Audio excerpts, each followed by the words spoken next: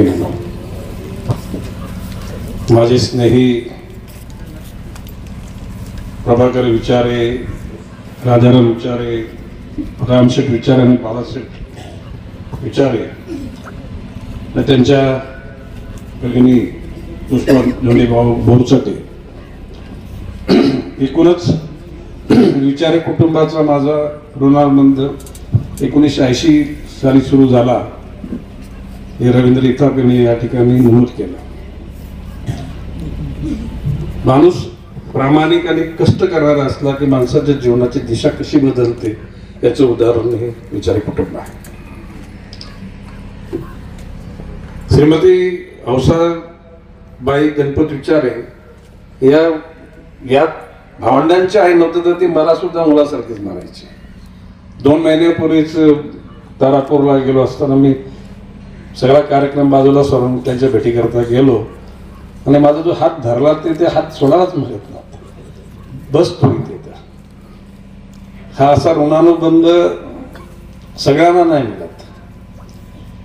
जगाच्या पाठीवर धनसंपत्ता सगळ्यांच्याकडे असते. काही लोक म्हणतात की घरंदाज लोकांशी आम्ही ऋणानुबंध. घरंदाज म्हणजे लोकांची संकल्पना, महाराज मोठा बंगला, मोठा गाडी, बंगले, इम्पोर्टेड गाड्या, दागिने, पैसा अडका. परंतु ज्यांना जीवन समजलेले अशा लोकांच्या दृष्टिकोनातून ज्या ठिकाणी चांगले संस्कार आहेत ते घराणं म्हणजे घरंदाज घराणं. सुदैवानं प्रभाकर विचारे, राजाराम विचारे, रामभाऊ विचारे, बाळकृष्ण विचारे हे सगळेजण सुसंस्काराने संपन्न असलेले माझे मित्र आहेत. आज या ठिकाणी शरदजी सोनावणे, बेनकेजी, आमच्या बुचके मॅडम आणि आमच्या नवीन मुंबईतले सगळेच रथीमारथी, APMC मधले, महापालिकेमधले, व्यापार उद्यमामध्ये सगळे आणि या पंचक्रोशीमध्ये सगळे समाजसेवक, विविध क्षेत्राशी ज्यांचा ऋणानुबंध असे सगळे या दुःखद क्षणी या ठिकाणी यांच्या दुःखात सभे घेवाने करता आले. खरं म्हणजे प्रसंग हा दुःखाचा आहे, पण अशा ताईंनी याला तोंड फोडलं. खरं म्हणजे अशा ताईंनी पत्रात मी सगळ्यांनाच बोललो होतो. आपल्या आजी माजी सगळ्या सदस्य लोकांना, खासदार आमदार लोकांना बोलवलं होतं, पण काही अपरिक कारणास्तव काही लोकांना जमलं, काही लोकांना, परंतु त्या ठिकाणी निर्णय घेतला. आता म्हणजे आता ह्या दुःखाच्या ठिकाणी ही गोष्ट बोलली पाहिजे, कारण संपूर्ण नुसत्या जुन्नर तालुक्याची नाही, पुणे जिल्ह्याची नाही, तर सगळ्या महाराष्ट्राची नाही, भारतातली जी गोष्ट ज्या पद्धतीनं लोकांवर बिबट्यांचे हल्ले झाले, वृत्तपत्रांमध्ये, दूरध्वनीवर, दूरदर्शन, सोशल मीडियावर याची जी चर्चा झाली आणि म्हणून या ठिकाणी अतिशय म्हणजे पुणे जिल्हा आणि नगर जिल्हा, काल राधाकृष्ण विखे पाटलांनी सुद्धा माझं म्हणणं पडलं. त्यांनी सांगितलं की नाही साहेब आमच्याकडे सुद्धा ही स्थिती निर्माण झालेली आहे.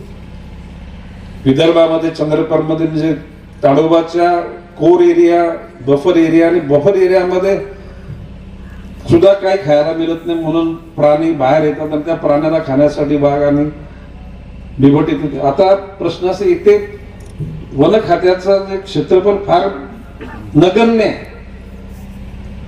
त्यांचा अधिवास आता ऊसाचे क्षेत्रही अधिवास झालेला आहे.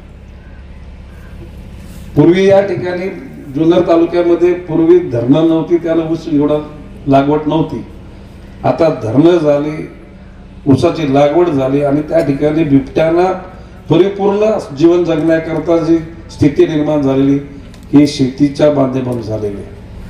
आणि म्हणून तिकडे सॅटेलाइटला कनेक्टेड असलेली आर्टिफिशियल इंटेलिजन्सच्या माध्यमातून नुसता बिबट्या सरकला तर त्या ठिकाणी सायरन वाजतो. अशा प्रकारची यंत्रणा पुणे जिल्ह्यामध्ये आणि नगर जिल्ह्यामध्ये करण्याचे मी आदेश केलेले आहेत. या आपल्या जिल्ह्याकरता 1000 पिंजरे त्या ठिकाणी नेमण्याचे ठरवले आहे. या ठिकाणी जो आपला बिबट रेस्क्यू सेंटर आहे, आता मी नारायणगावच्या रेस्ट हाऊस वरून अनंत अंबानीच्या OSDशी बोललो की बाई हे अधिकारी तुमचे आले तर ते बिबटे काहीतरी 40 एकर तुम्ही घेऊन जा तिकडे.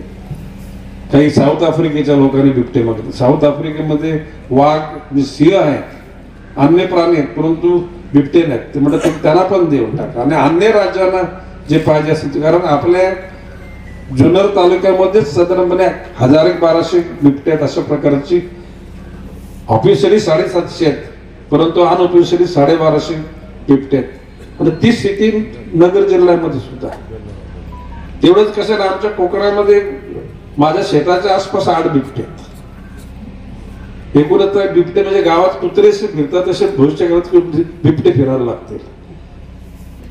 परंतु ज्या पद्धतीने हल्ले झाले आणि ज्या कुटुंबावर जो प्रसंग आला, फॉरेस्टने 25 लाख रुपये, 10 लाख लगेच आणि 15 लाख नंतर, त्या पैशाने काय माणसं जिवंत होतात थोडीच. ज्यांच्या जीवनामध्ये घरचा सदस्य गेला त्यांच्या दुःखावर तर म्हणजे जीवनावर डोंगरच कोसळलेला. म्हणून या सर्वावर मात करण्याकरता आपण सगळे सतर्क राहायला पाहिजे. खरं म्हणजे विचारेच्या मातोश्रीच्या या दशपिंड म्हणतो आपण ना, दशक्रियाविधी या निमित्तानं आपल्या माध्यमातून सुसंवाद साधण्याचा प्रयत्न केला. मी हौसाबाई विचारे ह्या तर मूर्तिमंत पुण्यवान असलेल्या मातोश्री, मुलांना संस्कार. एक मगाशी इथं आपण सांगितली गोष्ट खरी आहे की संस्कार मुलांना दिल्यानंतरच मुलं घडत असतात. जर चिटिंग लुटिंगचे धंदे करायचे जर सल्ले दिले असते किंवा अशा प्रकारच्या पैशाचं कौतुक केलं असतं तर मुलं संस्कारी निघाले नसते. आज या निमित्तानं त्यांच्या आत्म्याला चिरशांती निश्चित मिळेल.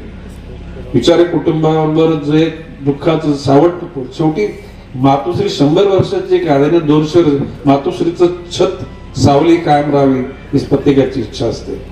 शेवटी ही इच्छा असली तरी सुद्धा विधात्याच्या मनामध्ये वेगळंच काय असतं. आणि म्हणून अशा परिस्थितीमध्ये विचारे कुटुंबाने पुन्हा सावरून आपल्या कार्याला पुन्हा जोडून घ्यावं. तिच्या आत्म्याला चिरशांती लाभेल, स्वर्गामध्ये स्थान मिळेल असा विश्वास व्यक्त करतो. हरिओम हरिओम.